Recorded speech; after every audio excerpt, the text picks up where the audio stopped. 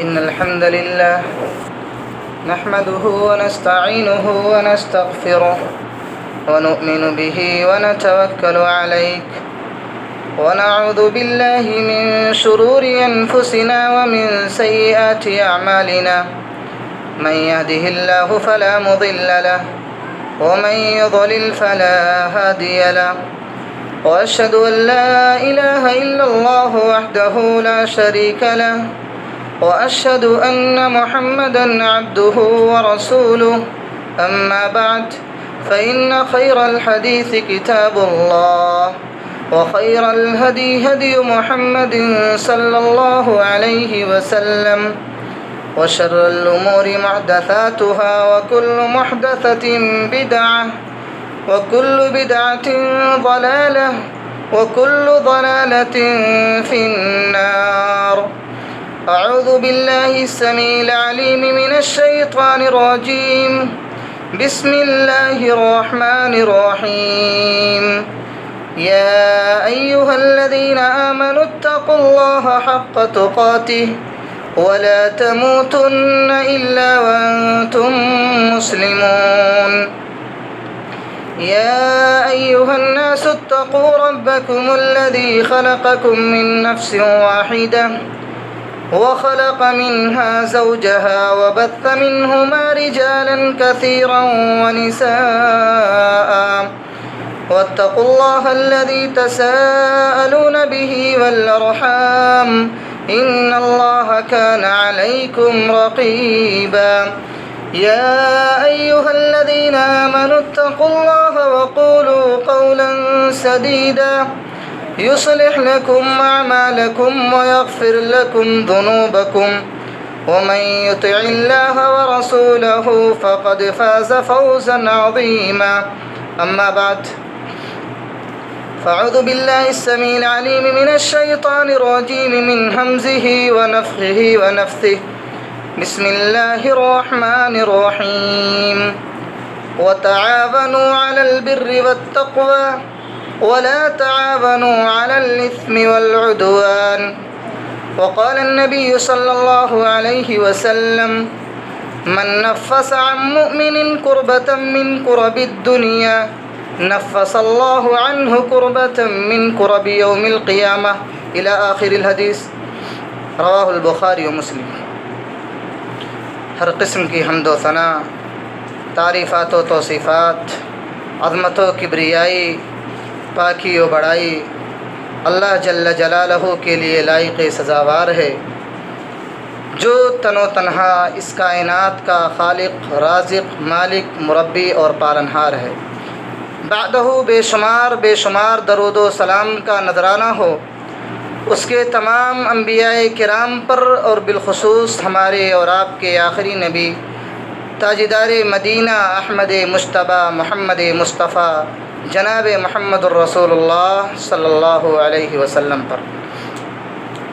حاضرین جمعہ، محترم بزرگوں اور دوستوں، عزیز ساتھیوں، پیارے بچوں، آج کے اس جمعہ کے اندر میں جس موضوع کے تحت آپ کے سامنے کچھ باتیں عرض کروں گا، میرا موضوع ہے حاجت روائی کی نیکیاں. حاجت یعنی ضرورت، اور حاجت روائی یعنی کسی کی ضرورت کو پوری کرنا. کسی کی ضرورت کو پورا کرنے کا کیا مقام ہے، اس کا کیا بدلہ ہے، اس کا کیا صلہ ہے. اس تعلق سے میں آپ حضرات کے سامنے کچھ باتیں پیش کروں گا. اللہ رب العالمین سے دعا ہے کہ بار الہٰ تو ہمیں قرآن و سنت پر کہنے اور ہمیں قرآن و سنت پر جو بھی بات کہیں اس کو کہنے کی توفیق عطا فرما، اور کہنے اور سننے سے زیادہ ہمیں اور آپ کو اس پر عمل پیرا ہونے کی توفیق عطا فرما. آمین یا رب العالمین. محترم حاضرین، آج جس ماحول سے، جس حالات سے ہم اور آپ گزر رہے ہیں، ان حالات میں ان چیزوں کی بڑی ضرورت ہے، اس کی بڑی اہمیت ہے. اللہ رب العالمین نے قرآن کریم کے اندر ارشاد فرمایا وَاعْتَصِمُوا بِحَبْلِ اللَّهِ جَمِيعًا وَلَا تَفَرَّقُوا. اے لوگو، اللہ رب العالمین کی رسی کو مضبوطی سے پکڑ لو، اللہ رب العالمین کی رسی کو مضبوطی سے تھام لو. ولا تفرقوا، تفرقہ بازی نہ کرو. فرقے فرقے نہ بنو، گروہ گروہ نہ بنو، جماعت جماعت نہ بنو۔ واذکروا نعمت اللہ، اور اپنے رب کی اس نعمت کو یاد کرو، اذ کنتم معدان، جب تم ایک دوسرے کے دشمن تھے، ایک دوسرے کے خون کے پیاسے تھے، ایک دوسرے سے بغاوت کرتے تھے، فألف بین قلوبکم، تو اس نے تمہارے دلوں کے اندر آپس میں الفت پیدا کی، محبت پیدا کیا، تم ایک دوسرے کے غمگسار بن گئے، ایک دوسرے کے ہم نشین بن گئے، واصبحتم بنعمتہ اخوانا، اور یاد کرو اس وقت کو جب تم نے اپنے رب کی نعمت سے، اللہ رب العالمین نے اپنی نعمت سے تمہیں بھائی بھائی بنا دیا۔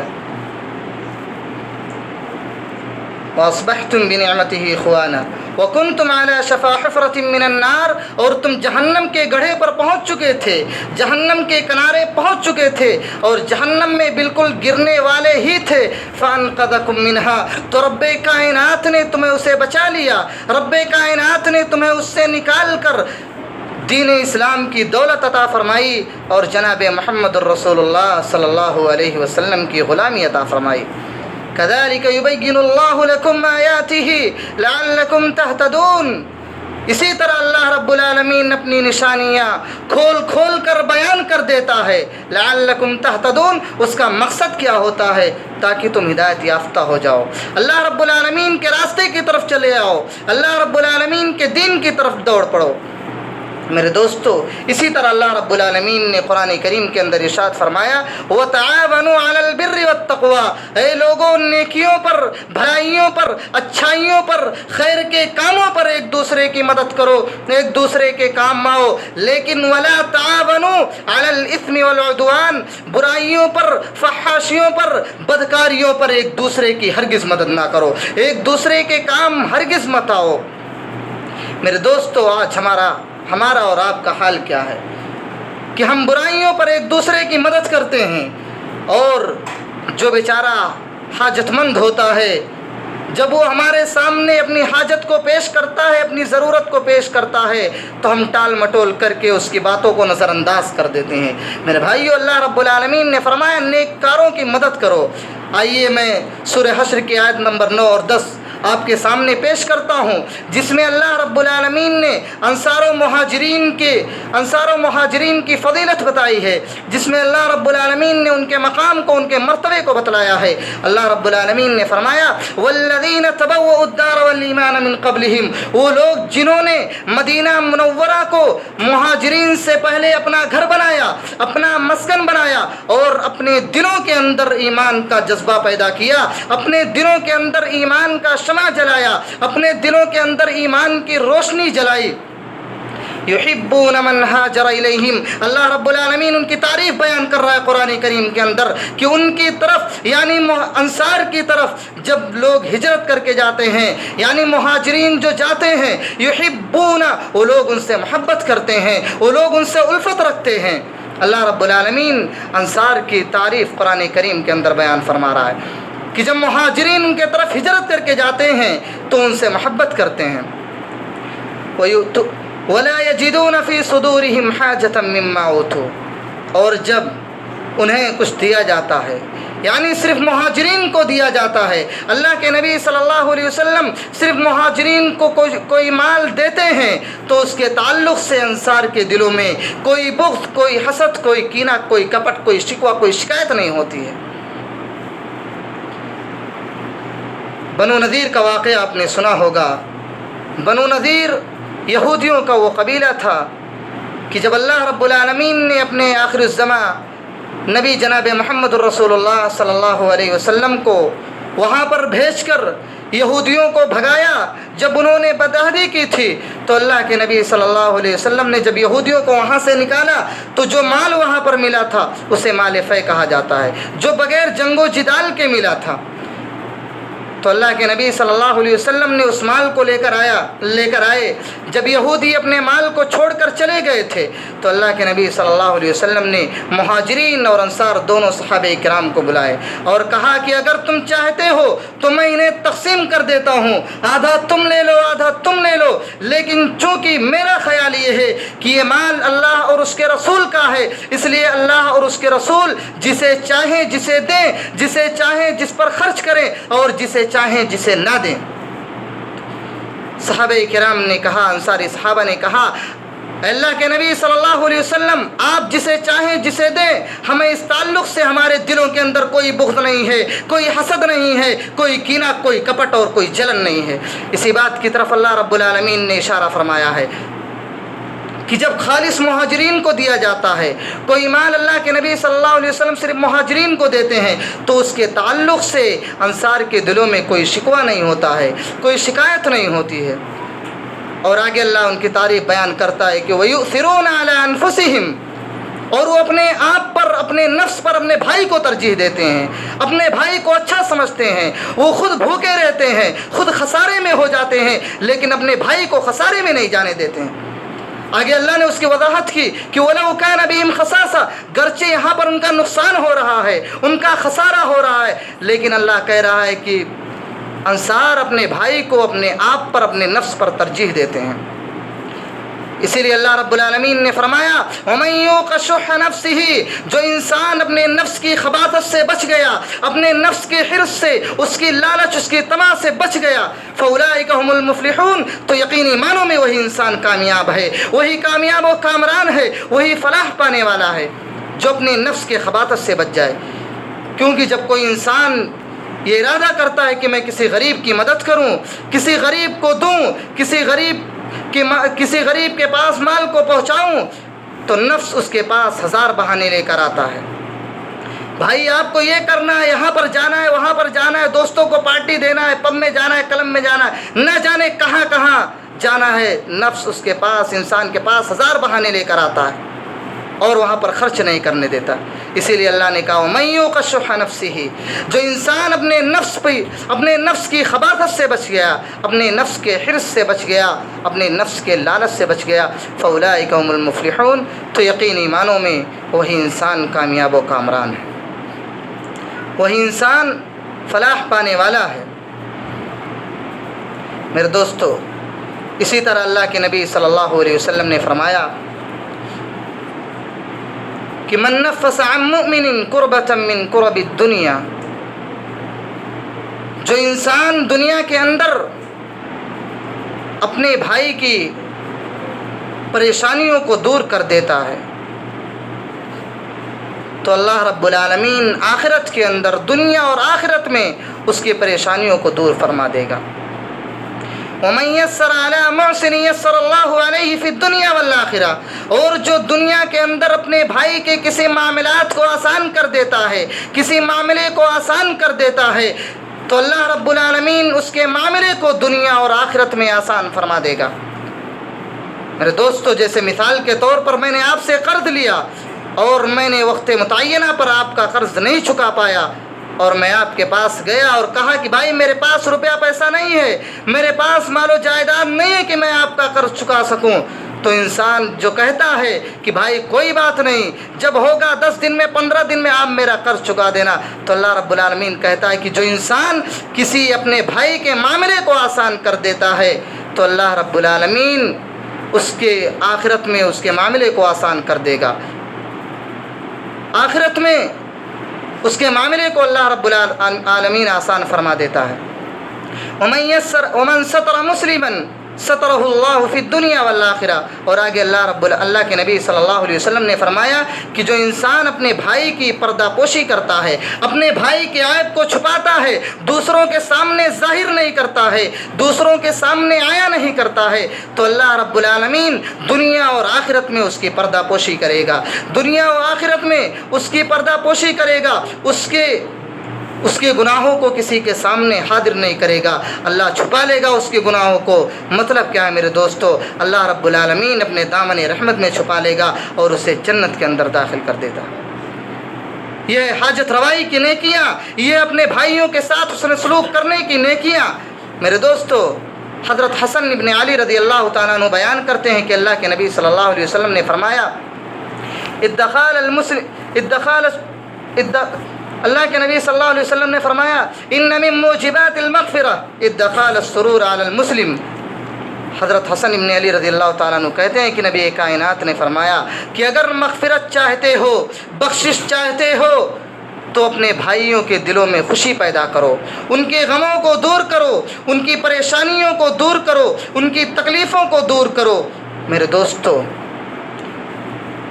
آئیے میں آپ کو ایک واقعہ سناؤں حضرت عثمان غنی رضی اللہ تعالیٰ عنہ کا۔ تو آدمی اللہ کے نبی صلی اللہ علیہ وسلم کی خدمت میں حاضر ہوئے۔ اس وقت گرمیوں کا مہینہ تھا، کھجور پک چکے تھے، تقریباً اتارنے کا موقع تھا، اور رومیوں نے مسلمانوں کو دھمکی دی تھی۔ تو اللہ کے نبی صلی اللہ علیہ وسلم نے مسلمانوں کی فوج تیار کی اور کہا ملک شام جانا ہے، تبوک جانا ہے، ملک شام کی سرحد پر وہاں نصرانیوں نے ہنگامے برپا کرنے کی کوشش کی ہے، جہاد فی سبیل اللہ کے لیے سب کو نکلنا ہے۔ اس وقت مجاہدین کے پاس کوئی سامان نہیں تھا کھانے پینے کا۔ تو اللہ کے نبی صلی اللہ علیہ وسلم نے صحابہ کرام سے عرض کیا کہ مجاہدین کے لیے مال چاہیے، مجاہدین کے لیے مال کی کمی ہے، ان کے پاس کوئی کھانے پینے کا سامان نہیں ہے۔ تو اللہ کے نبی صلی اللہ علیہ وسلم نے جب لوگوں کو کہا تو یہی وہ موقع تھا کہ جب حضرت عمر رضی اللہ تعالیٰ عنہ نے کہا کہ آج میں حضرت ابو بکر صدیق رضی اللہ تعالیٰ عنہ سے آگے ہو جاؤں گا۔ دونوں جاتے ہیں، حضرت عمر فاروق رضی اللہ تعالیٰ عنہ اپنے گھر کا مال اکٹھا کرتے ہیں اور آدھا مال نبی کی خدمت میں حاضر کر دیتے ہیں، آدھا اپنے گھر والوں کے لیے چھوڑ دیتے ہیں، اور سیدنا ابو بکر صدیق رضی اللہ تعالیٰ عنہ پورا کا پورا مال لدے فدے نبی علیہ الصلاۃ والسلام کی خدمت میں حاضر ہوتے ہیں۔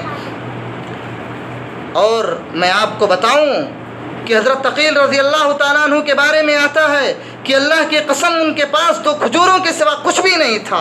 وہ نبی کی خدمت میں حاضر ہوتے ہیں اور کہتے ہیں کہ اللہ کے نبی صلی اللہ علیہ وسلم میرے پاس ان 2 کھجوروں کے سوا کچھ بھی نہیں ہے۔ تو اللہ کے نبی نے کہا کہ تم اسے ڈال دو۔ وہ اس 2 کھجور کو ڈال دیتے ہیں۔ کہتے ہیں اللہ کے نبی صلی اللہ علیہ وسلم مجھے بھی جانا ہے، مجھے بھی تبوک چلنا ہے، مجھے بھی اللہ رب العالمین کے راستے میں جہاد کے لیے جانا ہے۔ اللہ کے نبی صلی اللہ علیہ وسلم کہتے ہیں کوئی بات نہیں۔ اس کے بعد 2 آدمی آتے ہیں جن کے پاس سواری نہیں ہوتی ہے اور کہتے ہیں کہ اللہ کے نبی صلی اللہ علیہ وسلم ہم بھی تبوک جائیں گے، آپ کے ساتھ جہاد فی سبیل اللہ کے لیے، اللہ رب العالمین کی جہاد کے لیے، پکنک منانے کے لیے نہیں میرے دوستو۔ اللہ کے نبی صلی اللہ علیہ وسلم کہتے ہیں اذهبا، تم دونوں جاؤ، کیونکہ میرے پاس کوئی سواری نہیں ہے، کوئی سادھن نہیں کہ میں تمہیں دے دوں جس کے ذریعے تم میرے ساتھ تبوک چل سکو۔ وہ دونوں روتے ہوئے واپس ہو جاتے ہیں۔ اس کے بعد اللہ کے نبی صلی اللہ علیہ وسلم پھر ان دونوں کو بلاتے ہیں اور کہتے ہیں کہ اذهبا الى عثمان فقولا له ارسلنا الیک رسول اللہ صلی اللہ علیہ وسلم، تم دونوں عثمان کے پاس جاؤ اور کہو کہ اللہ کے نبی جناب محمد رسول اللہ صلی اللہ علیہ وسلم نے ہمیں آپ کے پاس بھیجا ہے۔ وہ دونوں حضرت عثمان غنی رضی اللہ تعالیٰ عنہ کے پاس آتے ہیں، دروازے پر پہنچتے ہیں، دستک ہی دینے جاتے ہیں کہ اندر سے آواز آتی ہے۔ عثمان غنی رضی اللہ تعالیٰ عنہ زور زور سے اپنی بیوی کو ڈانٹتے ہیں اور کہتے ہیں چراغ میں تیل ذرا کم ڈالا کرو۔ ایک صحابی سنتے ہیں اور کہتے ہیں کہ چلو، جو اپنے آپ کے لیے تھوڑا زیادہ تیل خرچ کرنے کے لیے اپنے بیوی کو ڈانٹ ڈپٹ رہے ہیں، وہ کیا ہمیں اور آپ کو سواری دیں گے؟ دوسرے صحابی نے کہا نہیں، اللہ کے نبی صلی اللہ علیہ وسلم نے ہمیں بھیجا ہے، ہم ان سے مل کر ہی جائیں گے، دیکھتے ہیں آگے کیا ہوتا ہے۔ دستک دی، سیدنا عثمان غنی رضی اللہ تعالیٰ عنہ باہر آئے، کہا کیا ماجرا ہے؟ ان لوگوں نے اپنا ماجرا سنایا اور کہا کہ اللہ کے نبی صلی اللہ علیہ وسلم نے ہمیں آپ کے پاس بھیجا ہے، ہمیں تبوک جانا ہے، ہمارے پاس کوئی سواری نہیں ہے، کوئی سادھن نہیں ہے، اگر آپ کے پاس کوئی سواری ہے، کوئی سادھن ہے تو آپ ہمیں دے دیں جس کے ذریعے سے ہم بھی اللہ رب العالمین کے راستے میں جہاد کے لیے جا سکیں۔ سیدنا عثمان غنی رضی اللہ تعالیٰ عنہ جو اپنے نفس پر خرچ کرنے کے لیے اتنا حساب و کتاب رکھتے ہیں، ان دونوں صحابی کو لیتے ہیں اور اونٹ کے باڑ میں جاتے ہیں جس میں بہت سارے اونٹ رہتے ہیں، کہتے ہیں کہ تم دونوں کو جتنا چاہیے لے لو اور جتنا چاہو چھوڑ دو، یہ سب اللہ رب العالمین کے راستے میں قربان ہیں، ان سب کو میں نے اللہ رب العالمین کے راستے میں قربان کر دیا ہے۔ اللہ اکبر۔ وہ عثمان جو اپنے آپ پر خرچ کرنے کے لیے اتنا حساب و کتاب لے رہے ہیں، وہ ان صحابی کو لے کر جاتے ہیں اور کہتے ہیں جتنا چاہو جتنا لے جاؤ اور جتنا چاہو جتنا چھوڑ دو۔ ویسے ہی نہیں اللہ رب العالمین نے ان کو یہ مقام دیا، ان کو یہ مرتبہ حاصل کیا کہ جس کے بارے میں نبی کائنات جناب محمد رسول اللہ صلی اللہ علیہ وسلم فرماتے ہیں کہ میں اس شخص سے شرم کیوں نہ کروں جس سے رب کے فرشتے شرم و حیا کرتے ہیں۔ اللہ اکبر۔ ایک مرتبہ اللہ کے نبی صلی اللہ علیہ وسلم مدینہ منورہ کی ایک بستی میں گئے جہاں پر ایک میٹھے پانی کا ایک چشمہ تھا، اس پر یہودیوں کا قبضہ تھا، یہودی اس کو بیچ رہے تھے، مسلمان میٹھے پانی کے لیے ترس رہے تھے، خرید کر پی رہے تھے۔ ایک موقع پر اللہ کے نبی صلی اللہ علیہ وسلم نے فرمایا کہ جو شخص مسلمانوں کے لیے پانی پینے کا انتظام کر دے، میٹھے پانی کا انتظام کر دے، میں اس کے لیے جنت کی ضمانت لیتا ہوں۔ اللہ اکبر۔ حضرت عثمان غنی رضی اللہ تعالیٰ عنہ یہودی کے پاس جاتے ہیں اور کہتے ہیں کہ یہ کنواں تو مجھے دے دے۔ یہودی کہتا ہے میرا بزنس ہے، میں اس سے کماتا ہوں، میں پانی بیچتا ہوں لوگوں کو اور پیسہ کماتا ہوں۔ سیدنا عثمان غنی رضی اللہ تعالیٰ عنہ کہتے ہیں ارے کچھ تو دے دے۔ اس نے کہا ٹھیک ہے آدھا لے لو، آدھا دے دیتا ہے۔ سیدنا عثمان غنی رضی اللہ تعالیٰ عنہ کہتے ہیں ٹھیک ہے کوئی بات نہیں، ایک دن تم پانی بھرو گے، ایک دن ہم پانی بھریں گے۔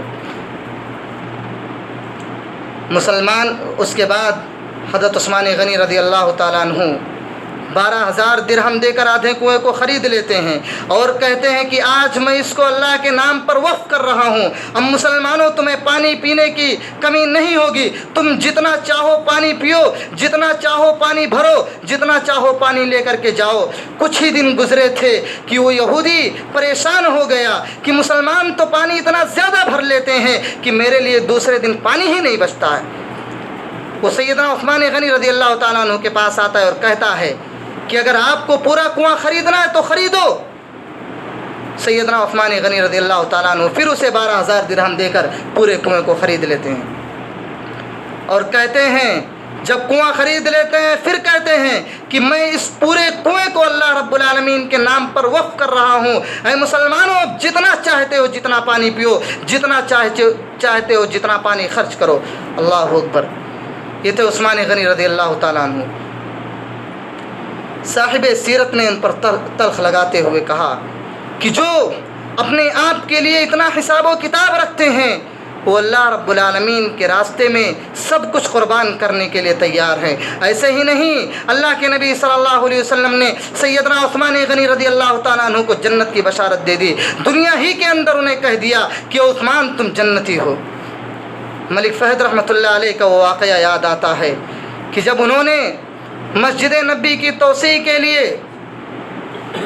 جو اس وقت امام الحرمین شریفین آل سعود خود موجود تھے اور انہوں نے مسجد نبی کی توسیع کی بنیاد رکھی تھی، اسی وقت ایک آدمی، ایک پوچھنے والے نے، ایک سوال کرنے والے نے مائک پر سوال کیا کہ آپ اس مسجد نبی کی توسیع کے لیے کیا رقم تیار کیے ہیں، اس کے لیے کیا اماؤنٹ آپ نے تیار کر رکھا ہے، کیا بجٹ ہے آپ کے پاس؟ اللہ اکبر۔ ملک فہد رحمۃ اللہ علیہ کے قبروں پر اللہ رب العالمین کروڑوں رحمتیں نازل فرمائے۔ ان کا جواب سنو میرے دوستو، انہوں نے کہا کہ ملک کے لیے بہت سارے اماؤنٹ ہیں لیکن اللہ رب العالمین کے راستے میں خرچ کرنے کے لیے میرے پاس کوئی اماؤنٹ نہیں ہے، میں نے اس کے لیے کوئی بجٹ تیار کر کے نہیں رکھا ہے، جتنا لگے گا سب کچھ لگانے کے لیے ہم تیار ہیں۔ اللہ اکبر۔ یہ تھے اللہ رب العالمین کے نیک بندے، یہ تھے مومنین بندے جنہوں نے اللہ رب العالمین کے راستے میں اپنا سب کچھ قربان کر دیا۔ میرے دوستو، اسی طرح اللہ کے نبی صلی اللہ علیہ وسلم سے پوچھا گیا کہ ای الاعمال افضل، اے اللہ کے نبی صلی اللہ علیہ وسلم کون سا عمل سب سے زیادہ افضل ہے؟ تو اللہ کے نبی صلی اللہ علیہ وسلم نے فرمایا سرور تدخل علی المسلم، مسلمانوں کے دلوں میں خوشیاں پیدا کرو، انہیں خوش کرو، ان کی پریشانیوں کو، ان کی تکلیفوں کو دور کرو۔ وَأَن تَقْضِيَ عَنْهُ دَيْنًا، اور ان کے قرض کو، جو ان کے اوپر قرض ہیں، اسے پورا کرو۔ وَأَن تَكْسِيَ عَوْرَتَهُ، اگر اس کے پاس کپڑا نہیں ہے، اس کے پاس پہننے کے لیے لباس نہیں ہے تو اسے لباس مہیا کرو۔ اور اس کے پاس جو ضرورتیں ہیں اور حاجتیں ہیں، ضرورتیں بہت ساری ہوتی ہیں، تو جو بھی اس کے پاس ضرورت ہے، جس چیز کا وہ مستحق ہے، اس کی ضرورت کو پورا کرو۔ اسی لیے اللہ کے نبی صلی اللہ علیہ وسلم نے فرمایا تھا کہ وَمَنْ كَانَ فِي حَاجَتِهِ أَخِيهِ، جو انسان اپنے بھائی کی ضرورت میں رہتا ہے، اپنے بھائی کی حاجت کو پورا کرتا ہے، كَانَ اللَّهُ فِي حَاجَتِهِ، اللہ رب العالمین اس کے حاجت میں رہتا ہے، اللہ اس کی ضرورت کو پورا کرتا ہے۔ میرے دوستو غور کرو، جس کی ضرورت اللہ پوری کرے گا اسے کوئی خسارے میں ڈالنے والا نہیں ہے، اسے کوئی تکلیف میں ڈالنے والا نہیں ہے، اسے کوئی پریشانی میں مبتلا نہیں کر سکتا۔ آخر میں اب انہیں چند باتوں پر میں اپنی بات کو ختم کرتا ہوں۔ کسی شاعر نے کہا تھا کہ تقریر سے ممکن ہے نہ تحریر سے ممکن، تقریر سے ممکن ہے نہ تحریر سے ممکن، وہ کام جو انسان کا کردار کرے۔ ہم کتنا بھی آپ کو تقریر سناتے جائیں، لیکن آپ اگر اس پر عمل نہیں کریں گے تو کچھ بھی ہونے والا نہیں ہے۔ تو ضرورت اس بات کی ہے کہ ان باتوں پر عمل کیا جائے، اپنے بھائی کی ضرورتوں کو پوری کی جائے، رب العالمین کے راستے میں جتنا ہو سکے ہم اور آپ خرچ کریں۔ اللہ رب العالمین سے دعا ہے کہ بار الہی تو ہمیں اور آپ کو زیادہ سے زیادہ اپنے بھائیوں کے ساتھ حسن ظن رکھنے کی توفیق عطا فرما اور ان کی پریشانیوں کو بانٹنے کی توفیق عطا فرما۔